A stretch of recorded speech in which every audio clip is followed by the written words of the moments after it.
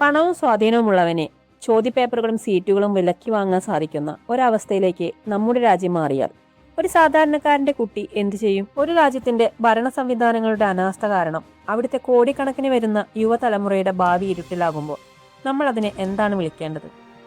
22 ലക്ഷം വിദ്യാർത്ഥികൾ എഴുതിയ NEET UG പരീക്ഷ വെറും 9 ദിവസങ്ങൾക്കുള്ളിൽ റദ്ദാക്കേണ്ടി വന്ന NTA പരാജയം. തൊട്ടു പിന്നാലെ CBSE 12th റിസൾട്ടിലെ അശാസ്ത്രീയമായ മാറ്റങ്ങൾ കാരണം ഭാവിയെക്കുറിച്ച് അനിശ്ചിതത്വത്തിലായ വിദ്യാർത്ഥികൾ.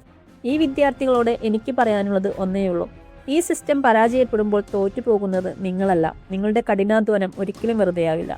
ഈ പ്രതിസന്ധി ഘട്ടത്തിലും നിങ്ങൾ കാണിക്കുന്ന ക്ഷമയും കരുത്തും വലുതാണ്. പക്ഷേ മാതാപിതാക്കളും പൊതുസമൂഹവും ഒരു കാര്യം മനസ്സിലാക്കണം: നമ്മുടെ കുട്ടികൾക്ക് വേണ്ടി നമ്മൾ ഇന്ന് ശബ്ദമുയർത്തിയില്ലെങ്കിൽ, ഈ വിദ്യാഭ്യാസ അഴിമതികളെ ചോദ്യം ചെയ്തില്ലെങ്കിൽ, നാളെ നമ്മുടെ കുട്ടികൾക്ക് ഈ രാജ്യത്തിന്റെ നിയമവ്യവസ്ഥയിലും വിദ്യാഭ്യാസ രീതിയിലുമുള്ള വിശ്വാസം പൂർണ്ണമായി നഷ്ടപ്പെടും. ഒരു തലമുറയ്ക്ക് സിസ്റ്റത്തിലുള്ള വിശ്വാസം നഷ്ടപ്പെടുക എന്നാൽ ആ രാജ്യത്തിന്റെ തകർച്ചയുടെ തുടക്കമാണ്.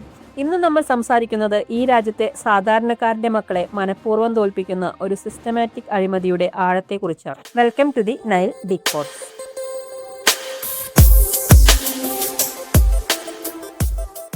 ഈ വർഷത്തെ നീറ്റ് UG പരീക്ഷ പൂർണ്ണമായി ക്യാൻസലാക്കിയിരിക്കുന്നു. കാരണം ബീഹാർ, രാജസ്ഥാൻ, ഉത്തർപ്രദേശ് എന്നീ സംസ്ഥാനങ്ങളിൽ നിന്ന് പരീക്ഷയ്ക്ക് മുൻപ് തന്നെ വാട്സാപ്പ് വഴിയും ടെലിഗ്രാം വഴിയും ചോദ്യപേപ്പറിന്റെ ഒരു ഭാഗം ഗസ് പേപ്പർ എന്ന വ്യാജേന ചോർന്നു.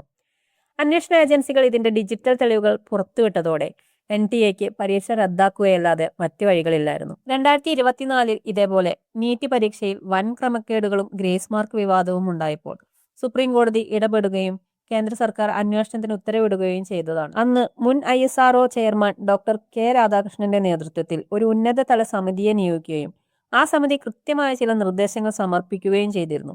ചോദ്യപേപ്പറുകൾ ഡിജിറ്റലായി എൻക്രിപ്റ്റ് ചെയ്ത് പരീക്ഷാ കേന്ദ്രങ്ങളിൽ എത്തിക്കുക, ഡെലിവറി സമയത്ത് ആർട്ടിഫിഷ്യൽ ഇന്റലിജൻസ് നിരീക്ഷണം ഏർപ്പെടുത്തുക, പരീക്ഷാ നടത്തിപ്പ് സ്വകാര്യ ഏജൻസികൾക്ക് ഔട്ട്സോഴ്സ് ചെയ്യുന്നത് പൂർണ്ണമായി ഒഴിവാക്കുക.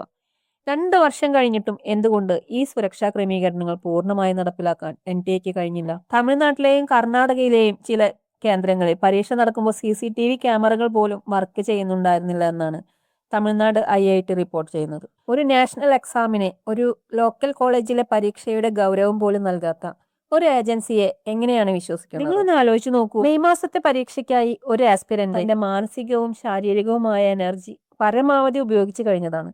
ആ പരീക്ഷ കഴിഞ്ഞപ്പോൾ അവർ മാനസികമായി റിലാക്സ്ഡ് ആയിട്ടുണ്ടാകും. ഇപ്പോൾ പെട്ടെന്ന് ഒരു ദിവസം പറയുന്നു, നിങ്ങൾ വീണ്ടും ആദ്യമേ ഇരുന്ന് പഠിക്കണം, അടുത്ത മാസം വീണ്ടും പരീക്ഷയാണ്. ആ കുട്ടികളുടെ മെന്റൽ ട്രോമയ്ക്ക് ആര് മറുപടി പറയും? ഇന്ത്യയിലെ എഞ്ചിനീയറിംഗ് മെഡിക്കൽ കോച്ചിംഗ് ഇൻഡസ്ട്രി എന്ന് പറയുന്നത് കോടാനുകോടി രൂപയുടെ വിറ്റുവരവുള്ള ഒരു വലിയ നെറ്റ്വർക്കാണ്. ചില പ്രത്യേക കോച്ചിംഗ് സെന്ററുകളിൽ നിന്ന് മാത്രം 100-ലധികം കുട്ടികൾക്ക് എങ്ങനെയാണ് ഒരേപോലെ മുഴുവൻ മാർക്കോ അല്ലെങ്കിൽ ഉയർന്ന റാങ്കോ ലഭിക്കുന്നത്? പരീക്ഷാ നടത്തിപ്പിലെ ലൂപ്പ് ഹോളുകൾ കൃത്യമായി മനസ്സിലാക്കി കോടികൾ എറിഞ്ഞ് ചോദ്യപേപ്പറുകൾ മുൻകൂട്ടി വാങ്ങാൻ തക്കവണ്ണം ശക്തരായ ആളുകൾ ഈ സിസ്റ്റത്തിന് പിന്നിലുണ്ട്. NTA ഘടന പരിശോധിച്ചാൽ നമുക്ക് മനസ്സിലാകാൻ പറ്റും. കഴിഞ്ഞ 2 വർഷത്തിനിടയിൽ 3 ഡയറക്ടർ ജനറൽമാരാണ് ഇവിടെ മാറി മാറി വന്നത്. ഒരു ഓർഗനൈസേഷന്റെ തലപ്പത്ത് ഒരു സുസ്ഥിരതയുമില്ല.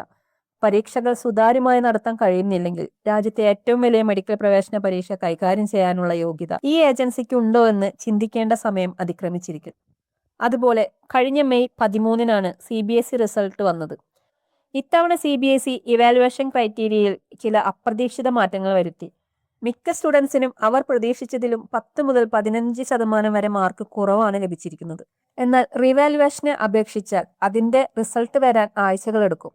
എന്നാൽ മാർക്കിലെ കുറവ് കാരണം നാഷണൽ യൂണിവേഴ്സിറ്റികളിലോ മറ്റു പ്രമുഖ കോളേജുകളിലോ അഡ്മിഷൻ കിട്ടുമോ എന്ന അനിശ്ചിതത്തിലാണ് വിദ്യാർത്ഥികൾ. ഒരു സാധാരണക്കാരന്റെ കുട്ടിയുടെ ഒരേ ഒരു ആയുധം എന്ന് പറയുന്നത് വിദ്യാഭ്യാസം മാത്രമാണ്.